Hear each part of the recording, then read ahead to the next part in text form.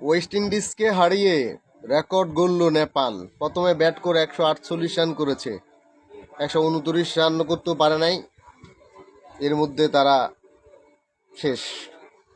এই যে বিশ্ব চ্যাম্পিয়ন টি-20-তে যারা ওয়েস্ট ইন্ডিজ, এত মানের বিশ্বমানের একটা দল টি-20 ফরম্যাটে, বিশেষ করে তাদের এত নামি দামি খেলোয়াড় ছিল। আপনারা যদি হয়তো মনে করেন যে তাদের সেকেন্ড শ্রেণীর দল ছিল, না, তাদের সবগুলো ফার্স্ট খেলোয়াড়। জেসন হোল্ডার ছিল, ফেবেন অ্যালেন ছিল, আকিল হোসেন ছিল, ওবেন ম্যাকওয়ে ছিল, তাদের নিকোলাস পুরান ছিল, কার্তি ছিল, তাদের রাদারফোর্ড ছিল, এবং তাদের যারা রেগুলার যে টিমটা, ওই টিমটাই ছিল ওয়েস্ট ইন্ডিজের।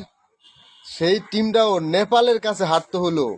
এটা দ্যাট ইজ আনবিলিভেবল, একেবারে আনবিলিভেবল যে ওয়েস্ট ইন্ডিজের মতো এমন একটা ক্রিকেট টিম যেটা নেপালের কাছে হারতে হয়েছে। এবং তারা রেকর্ডগুলো, নেপাল এত বড় একটা টেস্ট খেলুড়ে দলের বিরুদ্ধে তারা জয়লাভ করলো। এবং নেপাল কিন্তু এশিয়া কাপ খেলতে পারলো না, তারা হংকংয়ের কাছে হারার কারণে এশিয়া কাপ খেলতে পারলো না। কিন্তু সেই নেপাল কীর্তি করে দেখালো, ওয়েস্ট ইন্ডিজকে হারিয়ে দিল। What a game, excellent performance করেছিল নেপাল, দারুণ খেলেছিলেন। এবং এই দলগুলো যখন দু একটা ম্যাচ জিতে বড় দলের বিরুদ্ধে, তাদের কনফিডেন্স লেভেলটা বেড়ে যায় এবং তারা পরবর্তী ম্যাচ জিততে সহায়তা করে, তাদের কনফিডেন্স লেভেলটা কাজে লাগিয়ে। চমৎকার, কংগ্রাচুলেশন নেপাল। এবং আমার পক্ষ থেকে আউটস্ট্যান্ডিং পারফরমেন্স করেছে নেপাল।